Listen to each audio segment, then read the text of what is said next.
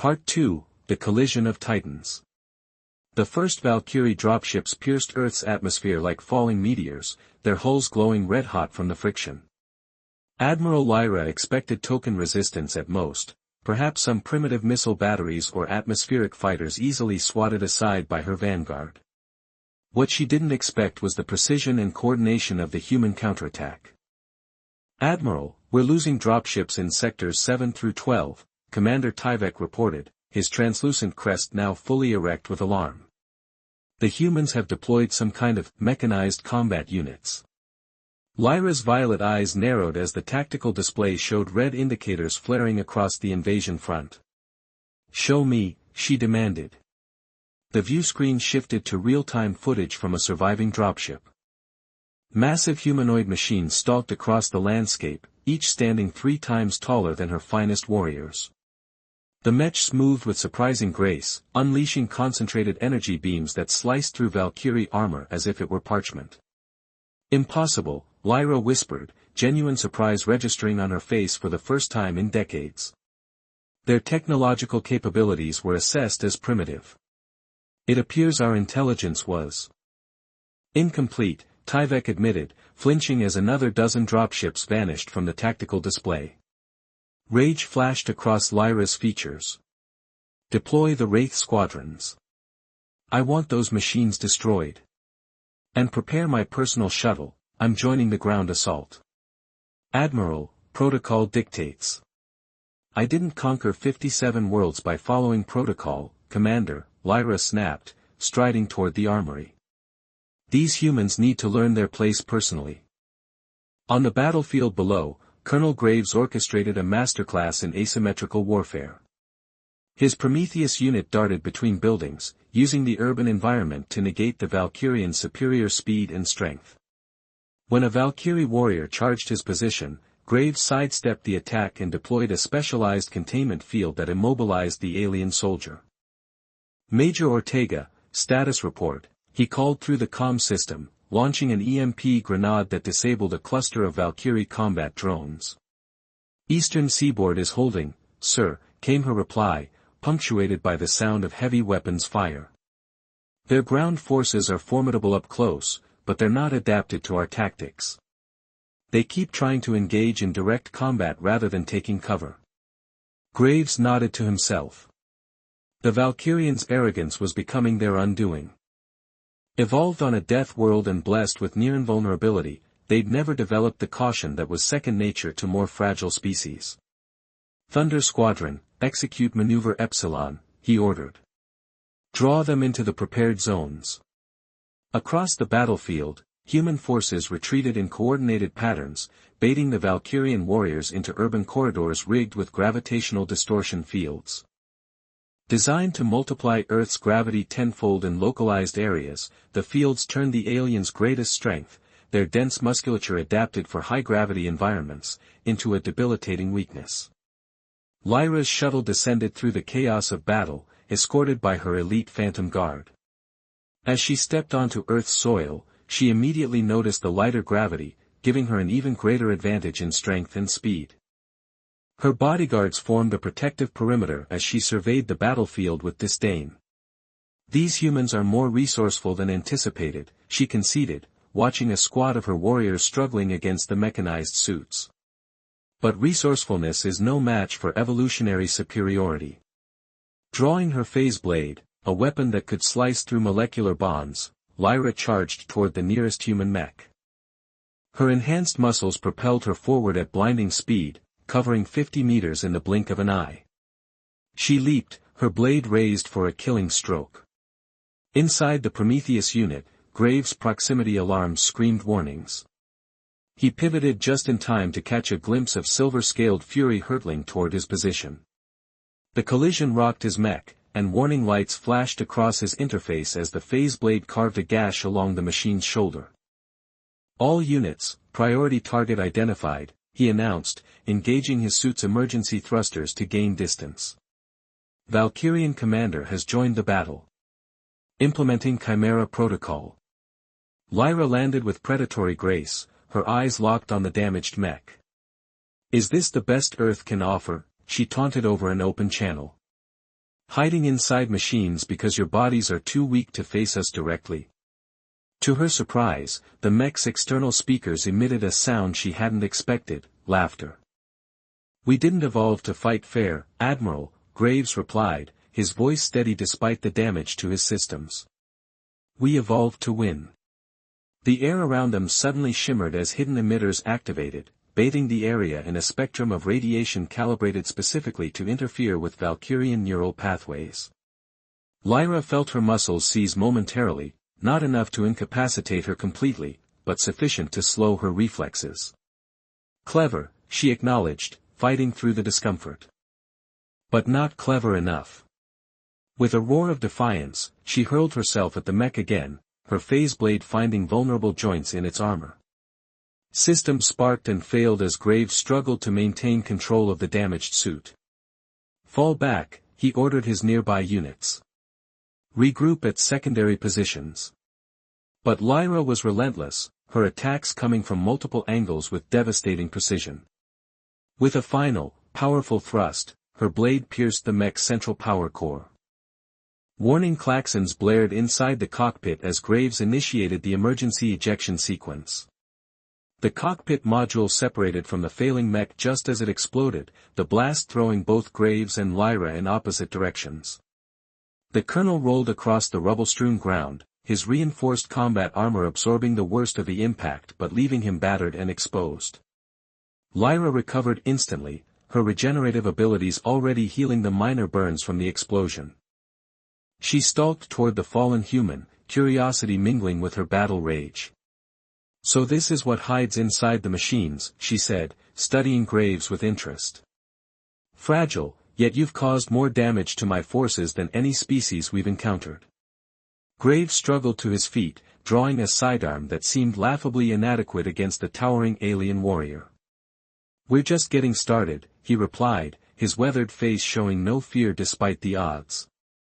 Lyra's expression shifted to one of genuine respect. "Your courage is admirable, if misplaced." In a blur of movement, she disarmed him and lifted him by the throat. "Perhaps you'll serve the Empire better as a study subject than as a corpse." As consciousness faded, Graves activated a subdermal implant, a final act of defiance that would ensure the Earth Defense Force could track him wherever the Valkyrians took him. The battle might be lost, but the war for Earth was just beginning. And Lyra, for all her conquests, had never faced an adversary like humanity before.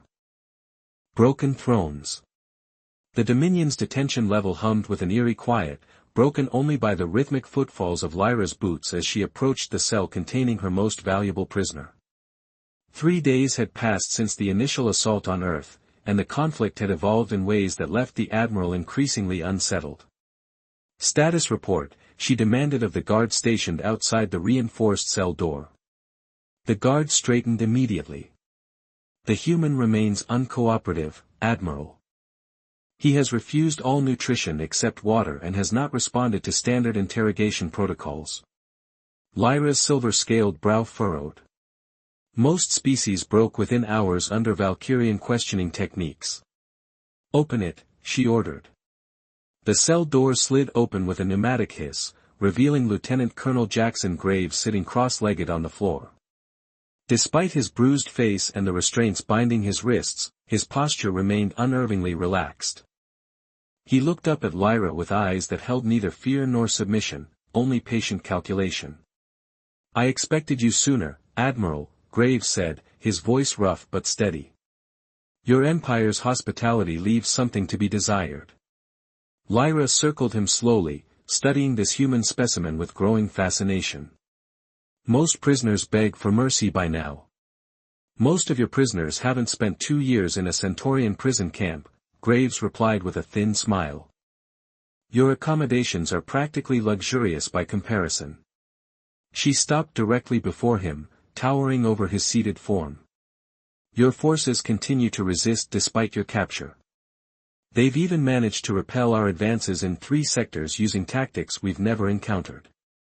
Adaptation is what we do best." Graves shifted slightly, wincing at some hidden pain. "Humans have never been the strongest, fastest, or most durable species on our own world. We survived by outsmarting things that could tear us apart. For the first time in her decorated military career, Lyra felt a flicker of uncertainty. The conquest of Earth was proceeding far slower than any previous campaign. Her casualties were mounting at an alarming rate as human forces employed increasingly ingenious countermeasures tailored specifically to Valkyrian weaknesses. "Walk with me," she said abruptly, gesturing for the guards to remove his restraints. "Is this where I'm supposed to be grateful?" Graves asked as he rubbed his chafed wrists. "This is where you're supposed to be observant," Lyra replied. "I want you to see something." They moved through the Dominion's corridors, Lyra's guards maintaining a watchful perimeter around them. The ship's crew, a mixture of conquered species that served the Valkyrian Empire, averted their eyes as the Admiral passed. Fear was the Empire's primary management tool, and it had served them well across 57 worlds. "Your species believes strength determines right to rule," Graves noted as they walked. "That evolution on a death world somehow makes you superior." Lyra cast him a sidelong glance. "It's not belief. It's demonstrable fact. The strong survive. The weak serve or perish." "Then explain this," Graves challenged, nodding toward a group of maintenance workers, thin, fragile-looking aliens with multiple limbs working on a power conduit. "Those engineers. Their species is physically weaker than almost any I've seen, yet you keep them alive. Why?" "Their technical aptitude makes them useful," Lyra answered dismissively. "Exactly," Graves said. "Strength comes in many forms, Admiral. Those engineers represent intellectual strength. My species represents adaptive strength. We might not match your physical capabilities, but we've survived extinction-level events, ice ages, and our own self-destructive tendencies." They reached the observation deck, a vast chamber offering a panoramic view of Earth hanging in the blackness of space. Battle damage scarred portions of the planet's surface, but the organized resistance continued unabated. 3 days, Lyra said quietly. "Any other world would have surrendered by now." "Humanity doesn't surrender well," Graves replied, standing beside her to gaze at his homeworld. "We're stubborn that way." "Your stubbornness will only increase your suffering," Lyra warned, though her tone lacked its usual conviction. Graves turned to face her fully. "Tell me, Admiral, in all your conquests, have you ever encountered a species that became stronger under your rule? Or do they all gradually weaken, becoming dependent on your protection, losing the very qualities that might have made them valuable allies rather than subjects?" The question struck Lyra with unexpected force. The Empire's philosophy had never been challenged so directly, and what disturbed her most was that she had no immediate answer. "The Empire brings order," she said finally. "Protection in exchange for service." "Protection from what?" Graves pressed. "Other conquerors. The universe's natural dangers. We've managed those quite well on our own. What the Empire really brings is stagnation." A distant explosion flashed silently on Earth's surface, drawing both their attentions momentarily. Lyra's tactical display immediately highlighted the area. Another of her forward bases had fallen to human counterattack. "Your resistance is futile," she said, more from habit than conviction. "We have the resources of 57 worlds. Earth will eventually fall." "Maybe," Graves conceded. "But at what cost?